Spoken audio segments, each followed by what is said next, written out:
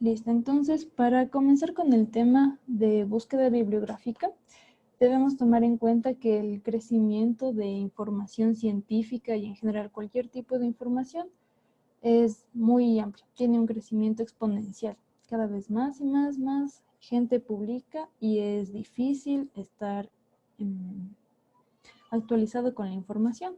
Por eso es importante aprender búsqueda bibliográfica y hacerla de una forma correcta para obtener la información precisa, la que necesitamos. Entonces, en esta charla tenemos como objetivo comprender la importancia de una búsqueda eficaz y mejorar la forma en la cual hacemos la búsqueda. ¿Por qué es importante hacer una búsqueda bibliográfica? Entonces, cuando nosotros hacemos esta actividad, obtenemos una información.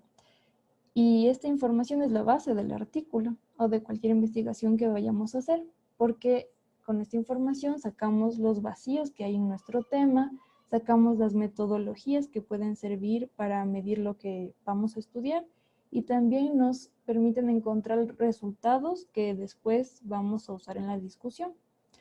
Y fuera de la investigación, la búsqueda bibliográfica nos permite responder a las preguntas clínicas que tengamos. Entonces, para entender un poco más cómo hacer una búsqueda bibliográfica, debemos recordar cuál es el proceso que pasan de todas las publicaciones hasta las bases de datos y motores de búsqueda. Entonces, sabemos que las publicaciones, sean artículos de investigación, series de casos, revisiones, se publican en revistas, cualquier revista, digamos, PLOS ONE. Y después las bases de datos van a juntar varias revistas, las van a indexar a su base y van a crear un listado organizado y accesible. Entonces tenemos bases de datos como Embase, Cochrane, PubMed y algunos motores de búsqueda como Google Escolar o Académico. Ahora, hay una ligera confusión y un poco de controversia entre PubMed, si clasificarlo dentro de bases de datos o de motores de búsqueda. Entonces, con las definiciones que tenemos sobre estos dos términos, vamos a ver dentro de qué clasificación entraría. Listo. Entonces, vamos a continuar. Las herramientas de búsqueda que tenemos son, primero, las que usamos más frecuentemente, son las bases de datos. Estos son sitios que nos dan servicios de indexación y acceso a resúmenes de la literatura académica. Ya, entonces vamos a entender indexación como el proceso que usa una base de datos para sacar todos los datos citables de ese artículo, digamos, el título, el autor, las palabras clave. Entonces, al hacer eso, la base de datos está sacando los términos clave de esa investigación y los está convirtiendo a la vez a esos términos clave, los está convirtiendo en términos estandarizados para que todos los artículos similares entren dentro de esa categoría ya establecida, fija, de términos estandarizados. Eso es importante y ya vamos a ver por qué. Otra herramienta de búsqueda que tenemos son los motores de búsqueda. Estos nos permiten buscar archivos almacenados en servidores web. Entonces aquí los motores de búsqueda son más amplios porque no solo usan revistas científicas, sino que también usan repositorios de tesis, libros electrónicos, blogs, dependiendo del motor de búsqueda. Y otras herramientas que tenemos al alcance, que son las plataformas. Por ejemplo, Ovid, que son pagadas generalmente. Ovid, que nos permite acceder a Medline y otras bases, otras plataformas. Ahora, otras herramientas importantes para ya utilizar dentro de la base de datos son los tesauros. Estos son los términos estandarizados de los que les hablé antes. Entonces podemos entenderlos como el diccionario que usa cada base de datos. Entonces, digamos que PubMed tiene su diccionario ya de palabras establecidas, fijas. Y a esos tesauros se los llama mesh en inglés. Y después vamos a ver cuáles son los homólogos en español. Ahora tenemos otro elemento que nos permite hacer la búsqueda, son los términos booleanos. Estos son conectores que unen los tesauros y nos hacen hacer más específica nuestra búsqueda. Luego tenemos truncamientos, que son símbolos que nos permiten reemplazar terminaciones. Por ejemplo, no queremos poner, queremos estudiar niños y a niñas. Entonces escribiríamos hasta ñ y de ahí pondríamos el término de truncamiento. Ya les vamos a explicar. Después tenemos wildcards, que igual nos permiten hacer casi algo similar al truncamiento, pero esto nos sirve más en español cuando queremos estudiar ambos sexos. Por ejemplo, en este caso de niño-niña, reemplazaríamos la última letra para que usemos un símbolo wildcard y que nos permita hacer que la base nos busque niños y niñas. Listo, ahora vamos a explicar cada una de estas herramientas. Empecemos con la base de datos. Entonces, recordemos que las bases de datos funcionan adjuntando a su lista los artículos. ¿Y qué adjuntan en esa lista? Adjuntan toda la información citable, sea el título, los autores, el año, los enlaces a las revistas. Y en ese proceso de juntar todos los elementos citables, van a sacar aparte los términos clave. Y dentro de esos términos clave los van a volver a clasificar dentro de su lista estandarizada de términos. Entonces aquí tenemos ejemplos como la primera que apareció fue Medline y es de Estados Unidos. Entonces en esta base de datos hay igual revistas, hay libros y mucha información en general. Ahora tenemos PubMed, que a la vez integra toda la información que tiene Medline y añade otras revistas. Añade otras revistas, otros libros y otros accesos.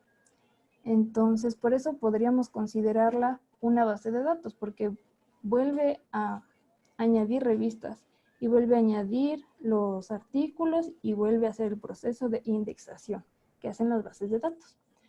Listo, ahora otro ejemplo es Embase, que igual incluye todo lo que tiene Medline y añade más revistas. Listo. PubMed tiene un enfoque en general a Estados Unidos y a Norteamérica. Y Embase usa más datos de Europa. Otra base de datos que tenemos es Lilacs, la base de datos de Latinoamérica y el Caribe. Y otra base de datos para revisiones sistemáticas es Cochrane. Entonces aquí podemos ver que Medline puede ser accesible a través de PubMed, lo que lo haría un motor de búsqueda, porque nos permite acceder a bases de datos. Pero al momento que incluye otras revistas y las indexa, y al momento que incluye otros recursos como libros electrónicos, puede convertirse también en una base de datos. Listo. Ahora, cuando una página web incluye en sus resultados de búsqueda todas estas bases de datos y aparte incluye, digamos, repositorios de tesis, blogs y otros materiales, ya se hace algo más grande. Y esos son los motores de búsqueda como Google Scholar o Trip Database. Listo, ahora vamos a ver los tesauros. Los tesauros ya les había mencionado. Son los términos específicos de cada base de datos. Y son estandarizados para que podamos encontrar más fácilmente los artículos. Entonces tenemos MESH, que son los Medical Subject Headings para buscar en PubMed. Tenemos DEX, que son los descriptores en ciencias de la salud para acceder a las bases de datos en español como Lilacs. Listo, ahora tenemos los términos booleanos. Estos nos permiten combinar nuestras palabras estandarizadas, tesauros, y hacer que nuestra búsqueda sea más específica. Entonces, cuando escribimos AND, vamos a obtener artículos que combinen esos dos términos. Por ejemplo, queremos estudiar el síndrome de Turner y el fenotipo. Entonces pondríamos Turner Syndrome and Phenotype. Turner Syndrome and Phenotype. Entonces obtendríamos artículos que nos hablen del síndrome de Turner y del fenotipo. También podemos usar OR, que generalmente se usa cuando se ponen los sinónimos. Ya se tiene una palabra clave, pero se quiere poner el sinónimo de esa misma palabra. Entonces obtendremos los artículos que incluyen cualquiera de las dos. También podemos limitar más nuestra búsqueda excluyendo los términos que no queramos encontrar. Por ejemplo, en una búsqueda sobre cualquier intervención, digamos, callosotomía en niños. Nosotros ¿sí? No nos gustaría tener información de adultos, entonces se pondría not adultos. Y así limitamos mucho más nuestra búsqueda. Listo, ahora sí vamos a ver.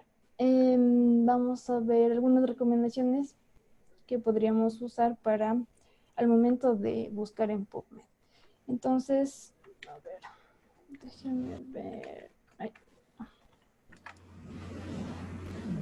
Por ejemplo, una recomendación sería siempre iniciar sesión en esta plataforma, porque de esa forma tenemos...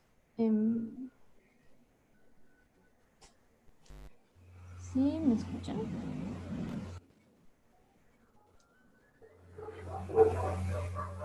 Porque creo que se fue la pantalla.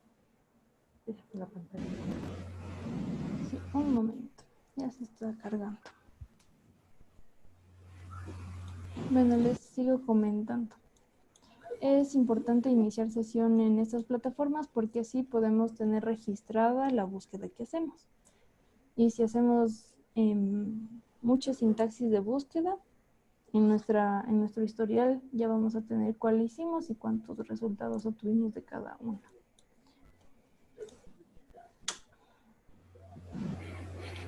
Y ahí creo que ya volvió. A ver, ¿dónde estamos? Aquí. Ya, entonces, por ejemplo, aquí están las búsquedas que hemos hecho recientemente. Y ahí nos sale la hora y todo. Listo, y también nos permite almacenar los filtros que hayamos hecho. Listo. Otra recomendación que tenemos es que nos dirijamos a los tutoriales que tiene PubMed. Entonces, ahí, a ver. Por ejemplo,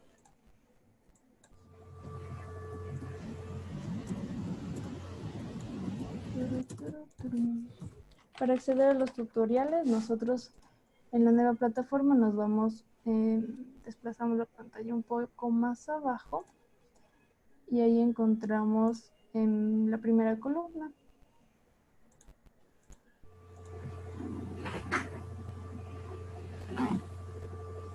la falla del internet.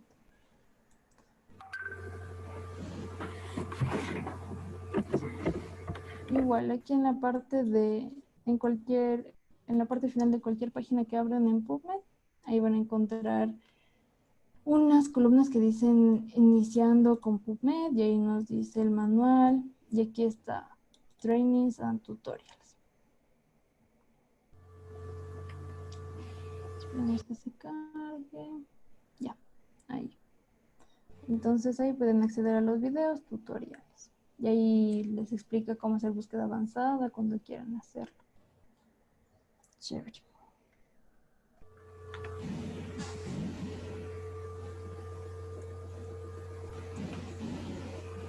Y otra recomendación es usar los filtros. Ya. También existen otros atajos de búsqueda que yo les voy a explicar más adelante.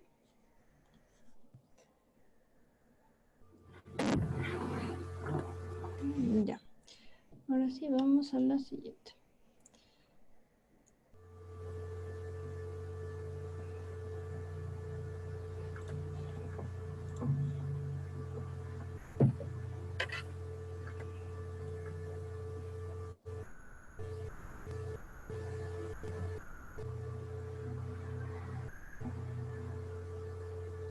Listo, ahora con todo lo que hemos visto de términos mesh, de términos dex, de términos booleanos, vamos a hablar un poco de la estrategia de búsqueda.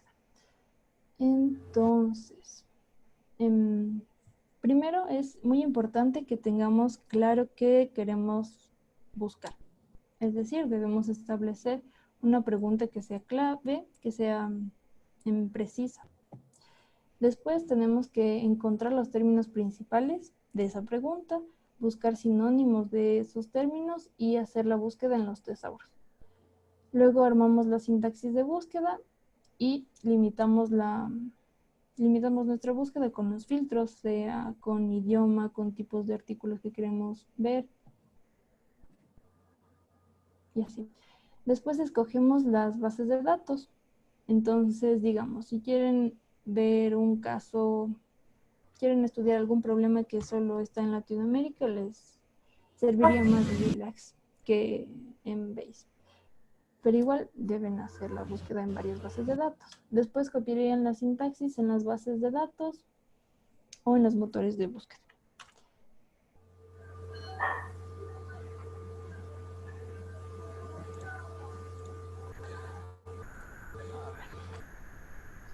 Otros métodos que tenemos son la búsqueda inversa. Esto consiste en encontrar un artículo clave para nuestra investigación y dirigirnos a las bibliografías que tenga este artículo y así ver las fuentes que nos puedan servir.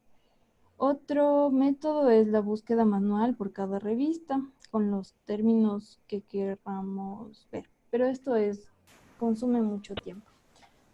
Entonces ahorita les quería compartir, por ejemplo, esta estrategia de búsqueda. Ojalá que no nos falle el internet.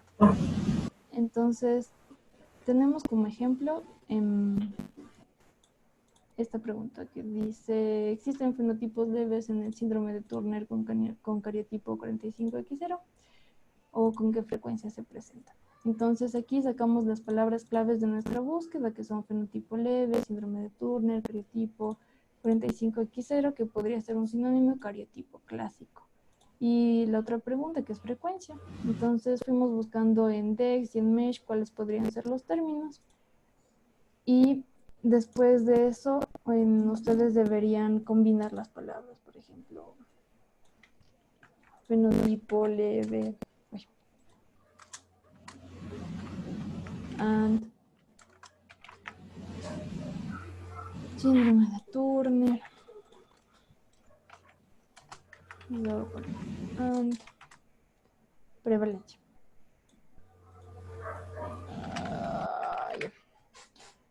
Listo, y eso buscan en cualquier motor de búsqueda o en cualquier base de datos y ahí les arroja resultados más específicos a lo que ustedes quieren estudiar.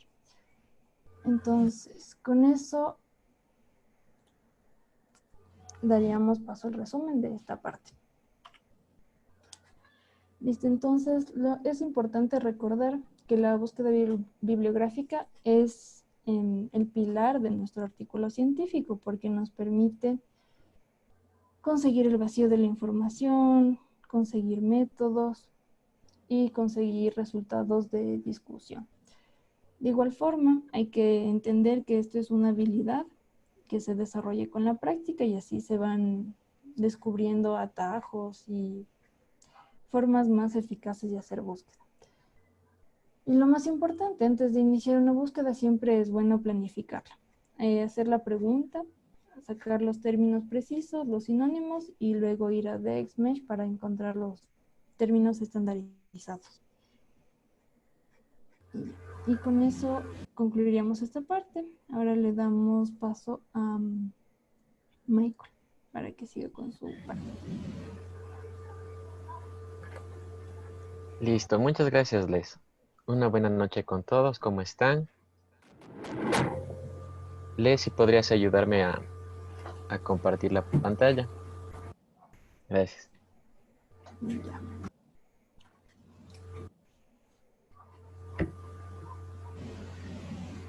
En este momento vamos a revisar otro tema importante en lo que es la investigación, como son los gestores bibliográficos.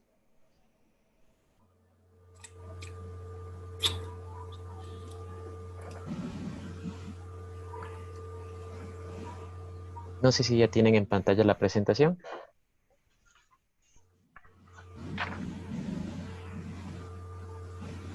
Sí, Michael, adelante. Sí, Listo. Básicamente, ¿qué es un gestor bibliográfico? Se lo definen como herramientas utilizadas para recoger las referencias bibliográficas de bases de datos. Estas nos ayudarán a organizar citas bibliográficas. ¿Qué es la buena parte de los gestores bibliográficos? Es que podemos utilizar con algunos procesadores de texto, ya sea Word u otros. Básicamente, ¿cuáles son los tres más importantes actualmente? Uno de los más conocidos, Mendeley, tenemos Zotero y también tenemos el Nodeweb. ¿Cómo empezaron los gestores bibliográficos? Eh, Comenzaron con la aparición de programas como ProCite en 1983 o EndNote desde 1988. Con el avance de la lectura científica, con la investigación, se han creado nuevas aplicaciones, nuevas funciones y existe una clasificación, básicamente según su uso o según su licencia. Los gestores clásicos son aquellos que necesitan ser instalados en el ordenador desde el momento en que se vaya a trabajar. Uno de estos es Citavi o EndNote. Dentro de los gestores web son aquellos que nos permiten el acceso a las bases de datos de referencia de manera remota. Uno de estos ejemplos van a ser también EndNote, Mendeley o Zotero. Y finalmente los gestores con organización del conocimiento, los cuales permiten guardar no solamente los datos bibliográficos, sino el texto de citas extraídas, los comentarios sobre los textos o parte de los mismos. Uno de ejemplos es Bibliographies, Citavi y Docear. Según su licencia, en cambio, vamos a tener lo que es un software propietario y un software libre. En el software propietario tenemos el freeware, que es de uso gratuito, como su nombre le indica, y aquí tenemos el Mendeley. El cambio, el freemium, es que tiene servicios básicos gratuitos, pero si es que quieres algunos servicios avanzados o especiales, tienes que pagar. Uno de estos es Kika. Y el software libre, en cambio, que, como su nombre lo indica, es de uso libre. Uno de estos es Zotero. ¿Qué ventajas vas a obtener al usar los gestores bibliográficos? Con estos vas a poder organizar las referencias bibliográficas, se van a evitar errores en la transcripción, ayuda a tener todas las referencias bibliográficas a tu disposición y facilita la creación y la citación de las mismas.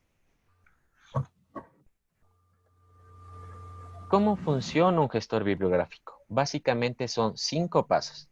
El primero, coleccionar, en donde se recogen o recopilan las fuentes de información, se importa esta información y se sube, ya sea como archivos digitales y lo más usual es un PDF, al gestor de referencias.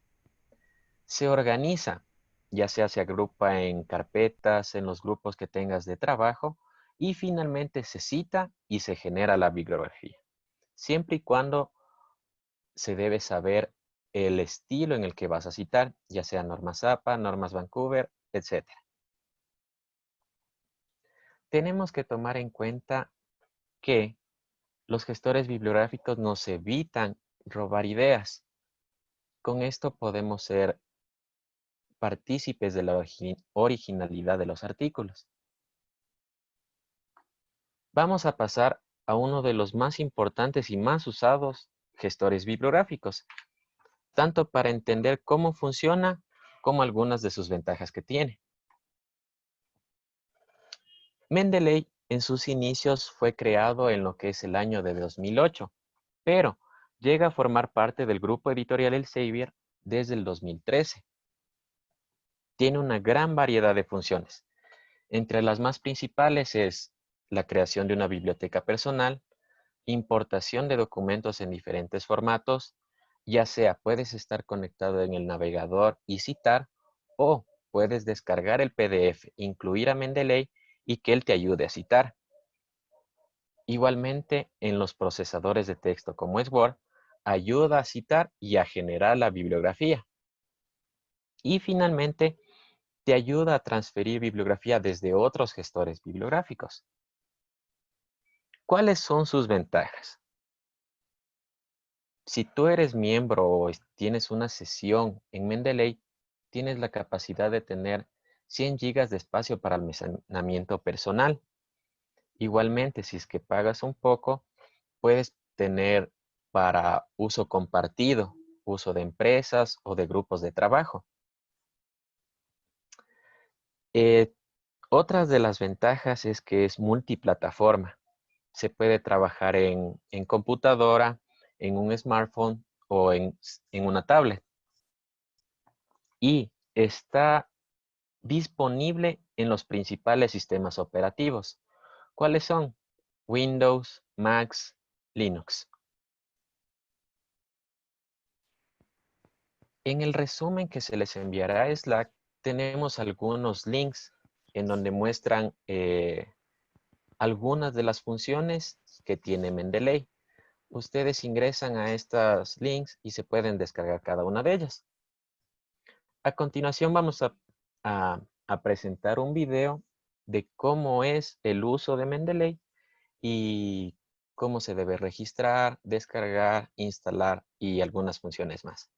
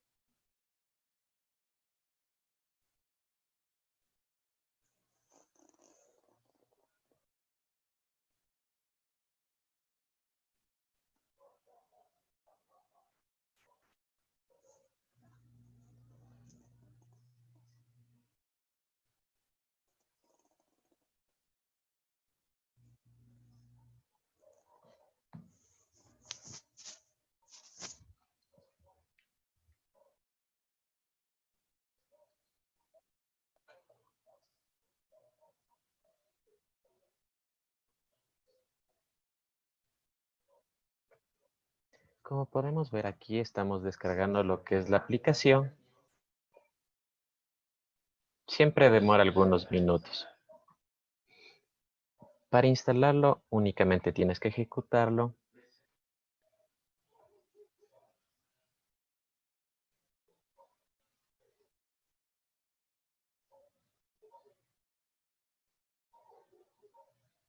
Aquí únicamente tienes que seguir los pasos que te pide el aplicativo de Mendeley.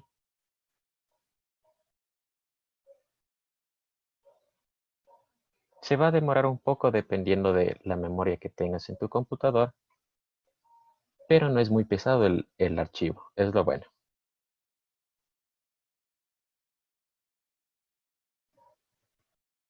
Ejecutado igualmente te pedirá el correo, la contraseña.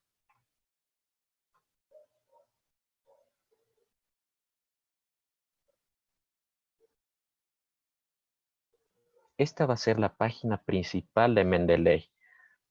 Te van a indicar algunas aplicaciones adicionales que tiene Mendeley, como es el caso de Word. Se da clic en instalar y este se instala.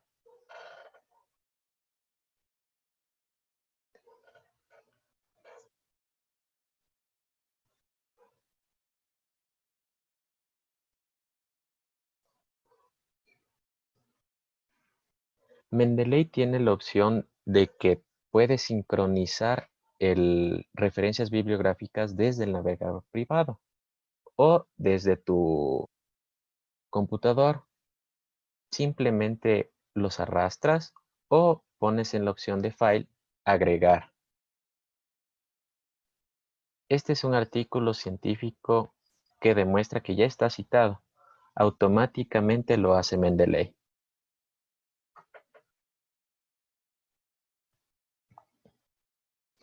Tú igualmente tienes la posibilidad de modificar la cita.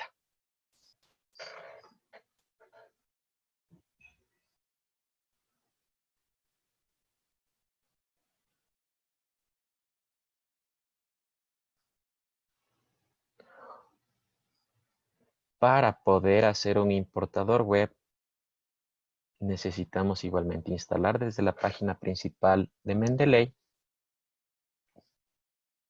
Va a depender del navegador que tú uses, pero básicamente son los mismos pasos.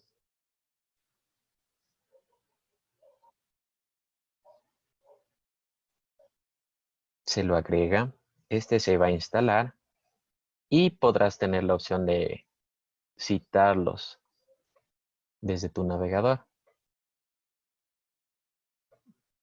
Aquí tenemos otro artículo científico. Para poder citar se tiene que iniciar sesión y tendrás la opción de seleccionar todos los artículos presentes en la página o seleccionarlos uno por uno.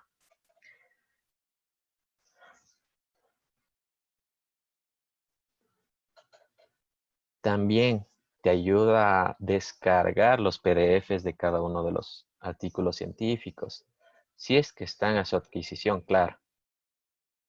Si es que quieres, puedes desactivarla o activarla. Se selecciona lo que deseas, se le agrega Mendeley, se va al aplicativo y se sincroniza.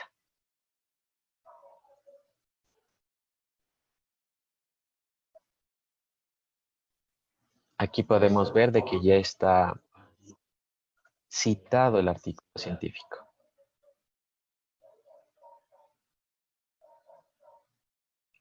Ahora, ¿cómo hacemos para poder agregarlo a Word? Abrimos la aplicación, vamos a referencias. En muchos de los casos sale automáticamente la herramienta de Mendeley. Mío, tienes que ir personalmente a la parte de opciones, a complementos.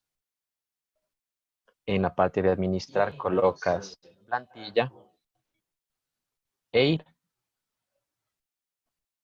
Aquí aparecerá el complemento de Mendeley. Lo activas, saldrá en Word.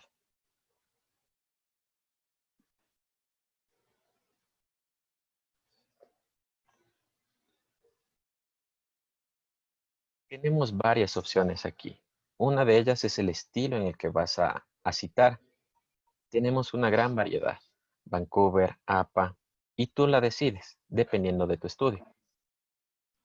Para insertar, se pone ya sea el nombre del autor o el nombre del artículo científico y ya está agregado. Claro que posterior al texto que escribas. Y se inserta la bibliografía.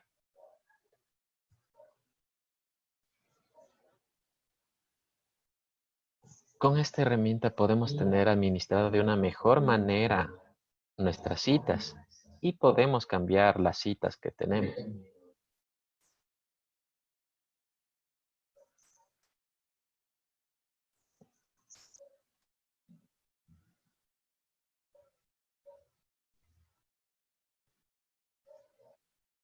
Estos son algunos pasos básicos de Mendeley. Tiene una gran variedad de funciones en donde tú puedes ir aprendiendo con los instructivos. En Slack se les va a incluir los instructivos tanto de Mendeley, de Zotero y de EndNote.